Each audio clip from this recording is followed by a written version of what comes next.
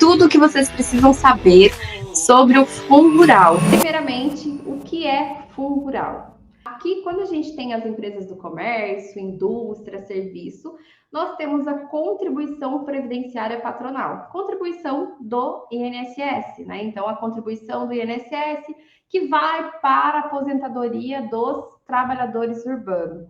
No agronegócio, no campo, nós temos o que chamamos de fundo rural, que nada mais é do que a contribuição previdenciária patronal do campo, do produtor rural. É a previdência dos trabalhadores rurais. Então, os produtores rurais, eles têm que efetuar a contribuição via fundo rural, que nada mais é do que o INSS também, porém com um nome diferente, né?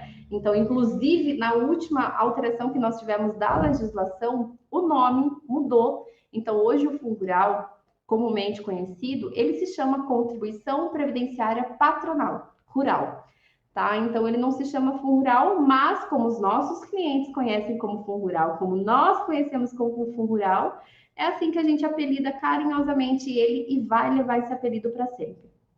Mas nada mais é que a contribuição previdenciária patronal, a nossa contribuição para o INSS, para os trabalhadores do campo.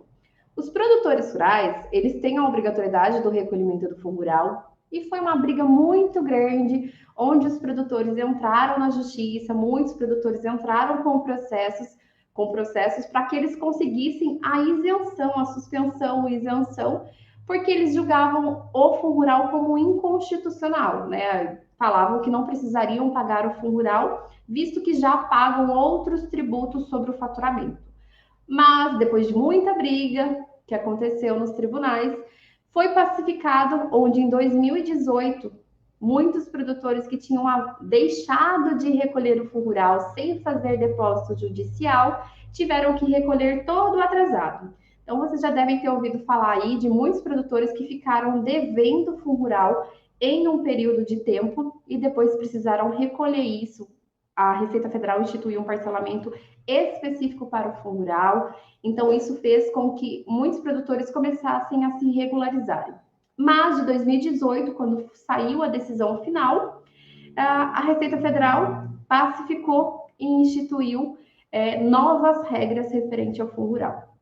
Em 2018 também passou-se a opção, o produtor rural, ele, assim como acontece na construção civil, que a gente tem a desoneração da folha de pagamento, nós temos duas opções para que o produtor rural efetue o recolhimento, né, a arrecadação do fundo rural.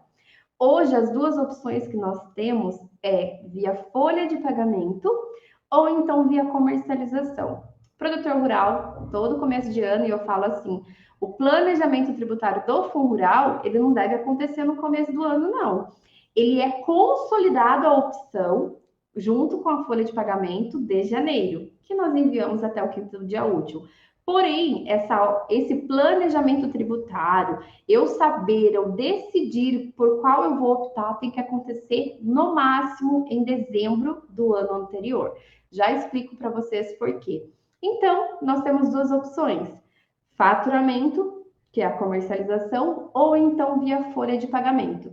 Como é que eu sei se para o meu cliente compensa mais? Meu cliente tem pouco funcionário, eu acho que para ele compensa mais via folha de pagamento. Tá. Planejamento tributário não dá para ser feito no achismo, é através de valores, né? Então, eu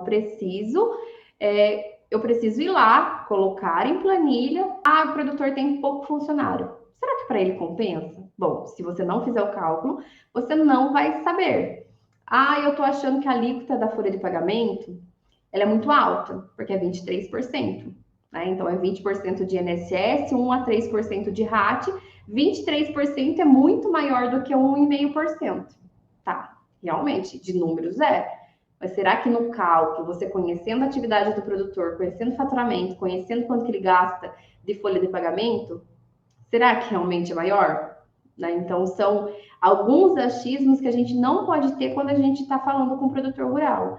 Então, tem muito produtor rural, inclusive, que nem sabe dessa opção da folha de pagamento. Tem produtor e é totalmente possível a gente ter uma área explorável grande com poucos profissionais, com poucos funcionários. Então, é possível, sim, você ter uma folha de pagamento pequena e ter um faturamento grande, principalmente com o alto valor das commodities que a gente tem hoje. Então, é possível e é comum, e tem muito produtor rural que nem sabe dessa opção, né? Então, sempre foi assim, sempre fiz via comercialização, vou continuar fazendo assim, e não sabe dessa opção, não sabe que talvez para ele seja mais vantajoso. Então, nós falamos aqui um aspecto muito importante, que é de você saber que tem duas opções, ou comercialização, ou então a folha de pagamento. Ok, tem duas opções. E quando é que eu posso fazer essa opção? Em janeiro, eu faço a opção, eu consolido em janeiro, através da folha de pagamento. Se eu optar pela folha de pagamento, eu já tenho que recolher o INSS referente, incluir isso dentro da folha de pagamento de janeiro. Então, eu vou consolidar essa informação em janeiro. Envio o E-Social, eu mudo a lotação tributária dentro do E-Social, dizendo que houve essa alteração. A alteração, ela é irretratável por todo o ano calendário, uma vez que eu optei pela folha de pagamento, eu sigo todo o ano calendário pela folha de pagamento. Uma vez que eu optei pela comercialização, sigo todo o ano calendário via comercialização. Fernanda, eu não tenho funcionário em janeiro, não tenho nenhum funcionário. Eu posso fazer essa opção depois? Em março. Registrei funcionário em março, fiz o planejamento em março, eu vi que para mim vai ficar melhor na folha. Posso optar em março? Não. Se eu não tenho funcionário em janeiro, eu não posso optar pela folha de pagamento. Só posso optar pela folha de pagamento uma vez que eu tenha folha de pagamento. Se eu não tiver nenhum funcionário, não posso fazer então essa opção. Por que eu falo para vocês que essa opção deve acontecer em dezembro? Tá? Essa opção não, né? Esse planejamento e essa decisão deve acontecer em dezembro. Bom, o produtor rural, quando ele vende para uma pessoa jurídica, ou até mesmo quando ele vende para pessoa física, ele tem que, quando eu opto pela comercialização, eu tenho que recolher 1,5% em cima do valor que eu estou vendendo. O fundo rural, quando eu vendo para uma pessoa jurídica, a empresa, a adquirente daquela mercadoria, desconta 1,5% referente ao meu fundo rural e vai me pagar somente o líquido, porque é de obrigatoriedade dela efetuar esse recolhimento e essa informação é o E-Social. Então, pensa comigo, se vocês deixarem para consolidar a opção, ok, tá certo, consolida a opção em janeiro, referente à folha de janeiro, que envia até o 5º dia útil de fevereiro. Porém, se o produtor rural vende soja, se ele vende milho, se ele vende trigo, soja é um pouquinho diferente, porque a gente tem a isenção da soja, né, do fundo rural na soja, quando ele tem fins diretos para exportação. Mas o produtor rural vendeu milho, vendeu feijão, logo no dia 2, dia 3 de janeiro. Bom, mas e daí? O adquirente desconta ou não desconta o fundo rural? Vai ser folha ou vai ser comercialização? Se eu optei pela folha, eu tenho que enviar uma declaração para o meu adquirente, avisando para não haver desconto, né? Então, 1,5% em cima de uma nota alta é bastante dinheiro para o produtor rural que está sendo descontado. Então, eu tenho que enviar uma declaração para o adquirente dizendo que a opção dele é pela folha de pagamento.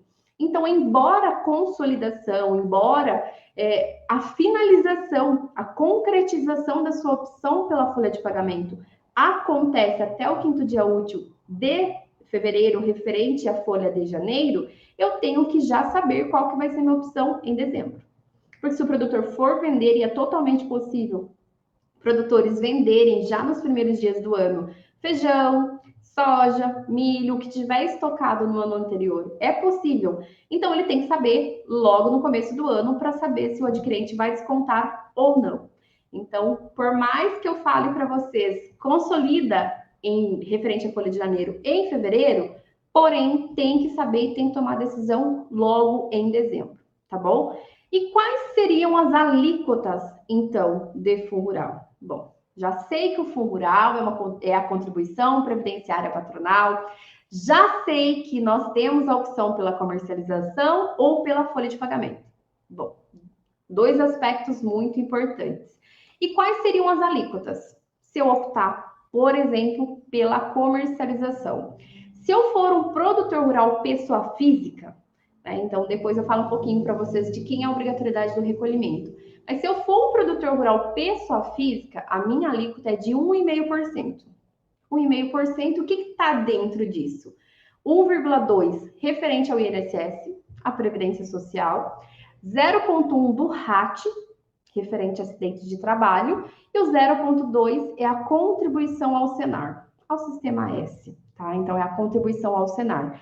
1,5% é o que vão descontar se eu estiver vendendo para uma pessoa jurídica, tá? Então, produtor rural sendo pessoa física, o desconto que acontece referente à venda dele para uma pessoa jurídica é de 1,5%. Se for pessoa jurídica, se eu for um produtor rural pessoa jurídica, a minha alíquota é um pouquinho maior, é 2,05%. E o que tem dentro? 1,7% referente ao INSS, 0,1% referente ao RAT e 0,25% referente ao Senar. Nesse caso, quem recolhe é a própria pessoa jurídica, tá? Então, se eu sou um produtor rural pessoa jurídica, sou eu mesmo que recolho, mesmo que eu estiver vendendo para uma pessoa jurídica, tá bom? Essa é uma das diferenças de obrigatoriedade de recolhimento. Mais alíquotas, 1,5% para a pessoa física, 2,05% para a pessoa jurídica. Tanto pessoa jurídica quanto pessoa física pode optar pelo recolhimento via folha ou via comercialização, ok? Então, essa opção acontece sendo eu pessoa jurídica ou sendo eu pessoa física.